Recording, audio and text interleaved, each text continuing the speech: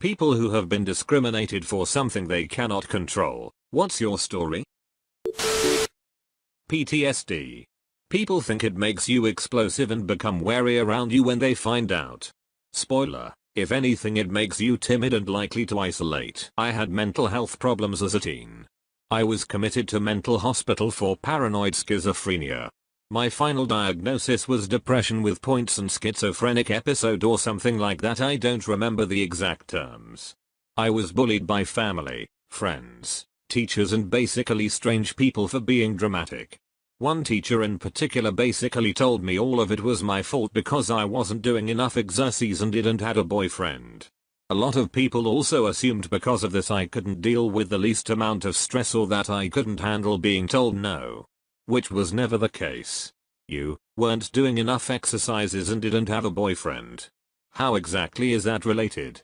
As if going to the gym, followed by a date, will magically make you better. PTSD, and yeah, it's also a mental illness with a huge range of reactions, and people who have PTSD aren't always people who got it via war zones. I stopped telling people about my diagnosis BC of the soldier assumptions or feeling that the trauma I went through wasn't equivalent to really have PTSD. Everyone who has PTSD deserves care no matter what circumstances happen to them. My favorite bit is a constant knowledge of exits from rooms. Or consistently needing to sit in corners so nothing is behind you. The only time I get explosive is when I jolt awake yelling. We're not rage machines, just kinda scared all the time. Dyslexia. We have a scheme in the UK which a lot of business use. Essentially it gives anyone with a disability such as dyslexia a guaranteed interview if they have the minimum requirements for a position. I've never ever had an interview after declaring my dyslexia to a company organization, including the NHS. Despite them proactively promote this policy. From my experience, if you declare it you're off the table. The whole scheme is just a way for a company to look good but not actually commit. Edit. So the replies on this blow up. Just wanted to say a thanks to everyone who's contributed, sent their best wishes with advice. Apologies I haven't replied to all, but a lot came in the same time. I'm happy to answer any questions anyone has still though. Agreed. I'm dyslexic in the UK. I remember my year 5 teacher advising me and my parents to not broadcast the dyslexia. That must suck, honestly it does. I don't even bother declaring it anymore and I usually get a lot further. Off the top of my head, the stuff I've lost out on has been fair game to someone who was just more qualified experience. One of the reasons job ads are so vague is so they can deep six any and all applications they like. HR cunts. I tried to be a nanny for a little bit. Things would go great with the family for a bit, then someone would find out that I'm Jewish, ethnically, and I'd be fired for something unrelated that was definitely an anti-Semitic stereotype. This happened twice.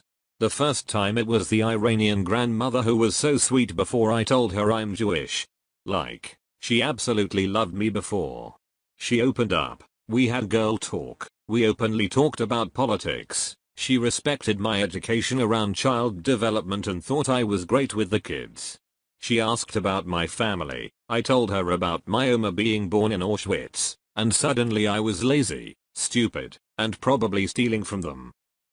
The second family was an American dad and a Ukrainian mother, though to be fair, I should have known the Ukrainian woman would have been unhappy with me being a Jew, but the woman was a doctor who spoke 3 languages, so I thought maybe she'd be a little more sensible.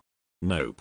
I worked as a special needs nanny for her 13-year-old boy with total synapses disconnect, her 3-year-old with autism, and their seemingly neurotypical 1-year-old. Things went great for months. I did a lot of overtime and extra work for them. They sold me one of their cars. I did a lot of tech support for them. It seemed to be a really great fit. Then, a hurricane knocked a tree branch into one of the downstairs bedrooms, and instead of dealing with it, they just shut the door and let the mold grow in, despite being very wealthy. After a month of everyone being sick, she made a very dry joke about me putting a voodoo curse on them. I, stupidly, joked back I think I missed my synagogue's lesson on curses. She looked at me and went, "You're Jewish?" Seriously, and I said yes, ethnically. That was Thursday. On Sunday, she called me, drunk, screaming about how I'm dirty and that I'm so dirty that it's probably why everyone is sick. I'm just so dirty that it's making everyone in the house sick. Yeah, so I guess I quit that one. But could you blame me? So that's the story of how I tried to use my degree and realized that while I love children, the adults in their families suck. Those children were lucky to have you while they did. That's a very kind thing for you to say.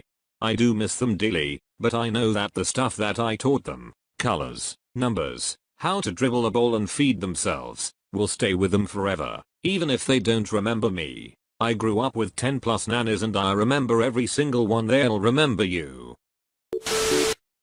I am autistic.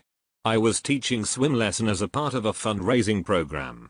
I've taught for multiple years at that point and have never had a complaint about my conduct. One day one of the parents of my students filed a complaint saying I was awkward, didn't make eye contact and made her feel uncomfortable. That parent was a child development prof at my small college who did research into autism. I told my advisor, who happened to be the disabilities advocate on campus, and she sent the parent a very strongly worded email. The parent ended up apologizing to me in person and withdrawing her kid from swim lessons. Keep in mind, my boss at the time said there was nothing wrong with my conduct and I was perfectly polite and professional. It's nice knowing that not all employers are discriminatory. They really aren't. It just sucks getting through all the bullshit before you're in a position to be choosy enough to turn down bad employers. I'm the second woman to be hired at my current company and no one ever gave me shit about it. People started adding sorry and ladies after saying something like so guys yada yada, which is kinda cringy for me, but their heart's in the right place. I really just get treated the same and I really appreciate that. Especially hearing what my sister has gone through in her own journey in the tech industry. I've experienced discrimination before too, though. There are good employers and bad ones. It's why I recommend that unless your mental or physical health is at risk, you should stay at your current job until you have found a new employer that seems they will treat you better. If you're out of work, then you're desperate to take anything you can. If you at least have income, you have the freedom to interview back and say no if it doesn't seem like it would work for you. Sorry you've had to experience that. Personally, I'm fine when people don't make eye contact. Grew up around a lot of autistic people, so I'm totally used to it. There's at least some of us out here who have no problem with you. Keep being you. TLDR, being poor in a rich neighborhood. When I was 16, a friend invited me and some other friends over to her house one night. Her dad was extremely wealthy and they lived in a really rich community. I had only been to her neighborhood one time before, and that was when their house was being built. I drove an older truck, but it had a nice paint job. It was not busted up or anything like that. I got to the neighborhood and did a lap, trying to find something familiar, but nothing stood out. I did another lap, and as I was halfway through I had red and blue lights in my rear view. A cop came up to me and was immediately shitty. He didn't ask me for my license or anything, but asked me what I was doing. I told him I was trying to get to a friend's house. He immediately scoffed and told me that numerous people had called the police department about a suspicious vehicle in the neighborhood. I had been there for maybe 15 minutes driving around. I apologized, but he told me he didn't think I was there to meet friends. I told him the last name of my friend and he laughed again like he didn't believe it. He told me that he was going to follow me to their house to make sure they knew me.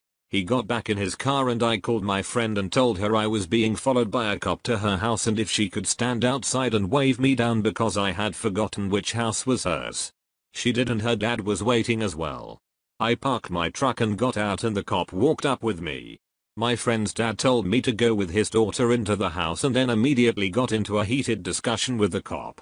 There were like 5 of us over at her house. I was definitely from the family with the lowest income and I had the oldest car in the driveway. I never drove to her house after that. I would always get rides from her or from friends. That really sucks. At least your friend and her dad were awesome about it.